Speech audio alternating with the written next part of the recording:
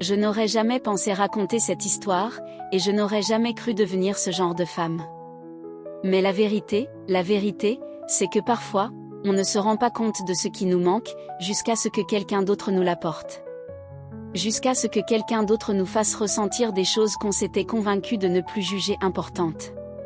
C'est ainsi que je me suis retrouvée ici, essoufflée, tremblante, avec un homme qui n'était pas mon mari, pressé contre moi. C'était trop. Je lui ai dit de le faire doucement, parce qu'il était bien plus grand que mon mari, et je n'étais pas sûre de pouvoir le supporter. Mais au moment où je l'ai senti en moi, j'ai voulu essayer. Le mariage qui m'a menée jusque-là ? Mon mari, Liam, est un homme bien. Le genre d'homme que les femmes rêvent d'épouser. Stable, responsable, toujours prêt à me faire passer en premier. Pendant les premières années, cela m'a suffi. Nous avons construit un foyer ensemble, une vie ensemble. Mais quelque part en chemin, quelque chose a changé. Notre amour est devenu une routine. La passion s'est éteinte. Notre intimité est devenue prévisible, les mêmes positions, le même rythme, la même compréhension silencieuse que ni lui ni moi n'étions vraiment satisfaits. Mais nous étions trop à l'aise pour changer quoi que ce soit. Je n'ai jamais trompé Liam. Je n'y avais même jamais pensé, jusqu'à ce qu'il arrive. L'homme que j'aurais dû fuir. Il s'appelait Marcus. C'était un collègue de Liam.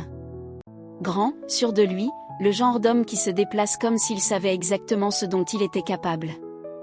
Je l'ai remarqué dès notre première rencontre. Sa manière de poser ses yeux sur moi une seconde de trop. Sa voix qui baissait légèrement quand il disait mon nom. Sa façon de se tenir trop près. De toucher mon bras trop souvent. De sourire quand je rougissais. Je me disais que c'était inoffensif, mais en vérité, j'aimais ça. J'aimais cette attention. Et, avec le temps, la tension entre nous est devenue impossible à ignorer.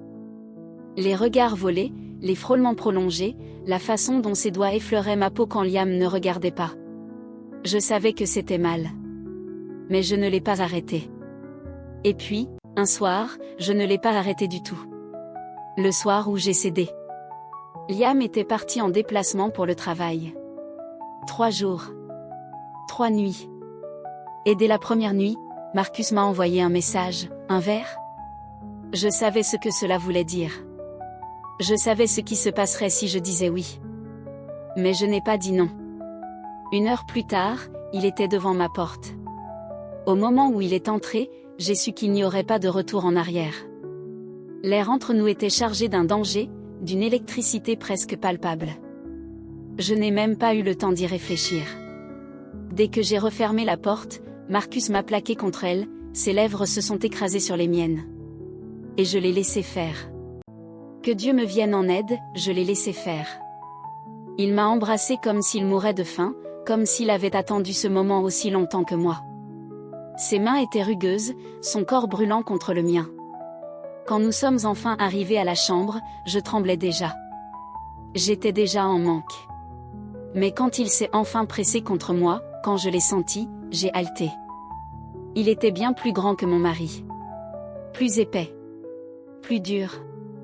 J'ai agrippé ses bras, ma respiration s'est bloquée. La panique m'a envahi, un mélange d'excitation et de nervosité tordant mon ventre. Marcus, c'est trop, ai-je murmuré, la voix tremblante. S'il te plaît, vas-y doucement. Il a souri contre ma peau, ses lèvres frôlant mon oreille. T'inquiète pas, bébé, je vais prendre mon temps. Et mon Dieu, il l'a fait. Les conséquences ? J'aurais dû me sentir coupable. J'aurais dû me détester.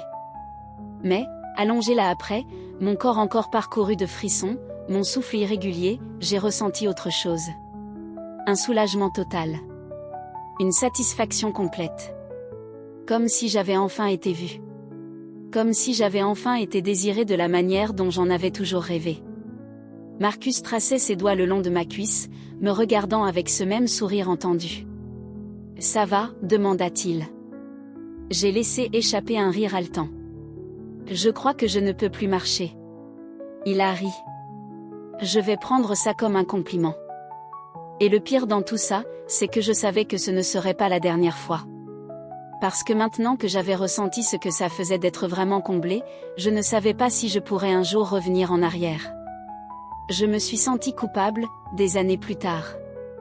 Alors, j'ai demandé à mon mari de faire une augmentation.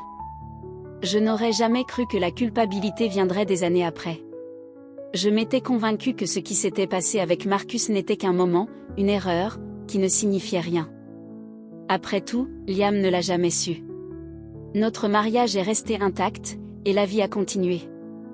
Mais, tard dans la nuit, quand Liam dormait à côté de moi, je ne pouvais pas m'empêcher de me souvenir. Me souvenir de ce que ça faisait d'être touchée comme ça. Étendue comme ça. D'être prise de cette manière que mon mari ne pourrait jamais m'offrir. Et avec le temps, cette culpabilité a commencé à me ronger vivante. Parce que, peu importe à quel point j'aimais Liam, peu importe à quel point j'ai essayé d'être fidèle après cette nuit, ça me manquait. Et j'en avais envie encore. Mais cette fois, avec mon mari. La trace que ce secret a laissée. Après ma nuit avec Marcus, je me suis promis de ne plus jamais tromper. J'ai enfoui ce souvenir profondément, je l'ai enfermé, et je me suis convaincue que je pouvais vivre sans ce genre de plaisir. Liam et moi avons continué comme si de rien n'était. Dîner, vacances, visites de famille. Tout semblait parfait de l'extérieur. Et pendant un temps, je me suis laissé croire que ça l'était vraiment. Mais je le sentais revenir. La frustration. Le manque. La comparaison. Chaque fois que Liam me touchait, je pensais à Marcus. Chaque fois qu'il montait sur moi, je me souvenais de la différence. La différence de taille. Je me détestais pour ça. Liam était un homme bien. Il m'aimait. Il ne méritait pas une femme qui, en secret, souhaitait qu'il soit plus grand. Alors, au lieu de lui en vouloir pour quelque chose qu'il ne pouvait pas contrôler, j'ai décidé de le réparer. J'ai décidé d'obtenir ce que je voulais vraiment. La conversation qui a tout changé. Je l'avais répété 100 fois dans ma tête. Comment demander à son mari d'augmenter sa taille sans détruire son ego? Comment en parler sans lui faire sentir qu'il ne suffit pas? Un soir, après quelques verres de vin, j'ai enfin osé. Liam était assis sur le canapé, à moitié absorbé par la télé, quand je me suis blottie contre lui, caressant son torse du bout des doigts. « Bébé », ai-je murmuré. Il s'est tourné vers moi et a embrassé mon front. Oui. J'ai hésité. Mon cœur battait à toute allure. J'ai failli renoncer. Mais alors, j'ai repensé à ce plaisir que je ne ressentirais peut-être plus jamais, et je n'ai pas pu. J'ai pris une grande inspiration et je l'ai dit. Je pense qu'on devrait explorer quelques options pour améliorer notre vie sexuelle. Liam a froncé les sourcils, son expression a changé. Qu'est-ce que tu veux dire? Tu n'es pas heureuse? J'ai mordu ma lèvre. Si, je le suis. Mais, tu ne t'es jamais demandé ce que ça ferait si on améliorait un peu les choses? J'ai vu le moment où il a compris. Liam s'est raidi. Sa mâchoire s'est tendue. Tu es en train de dire que tu veux que je me fasse opérer? J'ai dégluti. Pas une opération exactement, mais il y a des options. Des procédures qui peuvent t'aider. Tu sais, juste une petite amélioration. Silence. Un silence de ceux qui vous font l'estomac noué. J'ai pris sa main. Liam, je t'aime. Ce n'est pas que je sois malheureuse. Je pense juste. Il a retiré sa main. Je ne te suffis pas? Ma poitrine s'est serrée. J'aurais voulu lui dire la vérité, qu'il me suffisait, que je l'aimais de tout mon cœur, mais que, physiquement, j'avais ressenti plus. Et que je voulais le ressentir encore. Le changement auquel je ne m'attendais pas. Pendant des semaines, Liam ne m'a presque plus parlé. J'ai regretté d'avoir dit quoi que ce soit. Je pensais que je nous avais brisés, au-delà de toute réparation. Mais un soir, il est rentré tard. J'étais déjà au lit, en train de faire défiler mon téléphone, quand il s'est assis à côté de moi. J'ai fait des recherches, dit-il doucement. J'ai cligné des yeux. Des recherches sur quoi? Il m'a regardé, ses yeux bleus sérieux. Les procédures d'agrandissement. Ma respiration s'est arrêtée. Liam, tu n'as pas à. Je veux le faire, m'a-t-il coupé. Si ça peut te rendre plus heureuse, je veux essayer. L'émotion m'a submergée, bloquant ma gorge. Je ne méritais pas cet homme. Je ne méritais pas son amour, ni sa volonté de changer pour moi. Mais je n'allais pas l'arrêter. Parce qu'au fond, je le voulais. Ce nouveau départ. Le processus a duré des mois. Consultation après consultation. Discussion sur les options. Liam avait des doutes, bien sûr. Mais j'étais là à chaque étape. À le rassurer. À l'encourager. Et quand le jour est enfin arrivé, j'étais nerveuse. Pas seulement pour le résultat, mais pour ce que ça signifierait pour nous. Est-ce que ce serait pareil? Est-ce qu'il m'en voudrait? Est-ce que je regretterais de l'avoir poussé à ça? Mais quand on l'a enfin fait pour la première fois. Oh mon Dieu! Liam était plus grand. Plus épais. Et la façon dont il s'en est servi, c'était comme s'il avait quelque chose à prouver. La première fois qu'il est entré en moi, j'ai halté, mes ongles s'enfonçant dans son dos. Bébé, haltai-je, doucement. Ses lèvres ont effleuré mon oreille. C'est toi qui as demandé ça, a-t-il murmuré.